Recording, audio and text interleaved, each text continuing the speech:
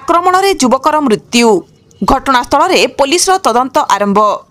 अनुगुल जिला अनुगुल सदर थाना अंतर्गत खमार ओभरब्रिज तले जड़े युवकर मृतदेह उद्धार होईछि। युवकों बेकरे अधारू अधिक गभीर भावे आघात लागिथिबारु तांकु केही मारणास्त्र रे आक्रमण करिथिबा संदेह करा जाउछि।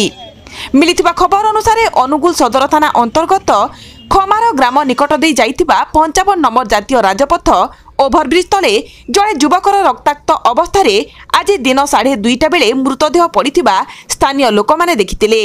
मृत व्यक्ति घर छेलियापड़ा अंचल संतोष कुमार भंजक 27 वर्षीय पुओ भवानी कुमार भंज बोली जनापड़ी। खबर पाई घटनास्थल में अनुगुल सदर पुलिस अधिकारी समेत सदल बले पुलिस पहुंची घटनार तदंत करुवा भवानी को किए और कहीं हत्या कला ताहा वर्तमान पर्यंत जनापड़ी नहीं। घटनार अधिक तदंत पाई साइंटिफिक टीम आसी तदंत परे सत्यासत्य जनापड़िबो बोली थाना अधिकारी कहिसंती।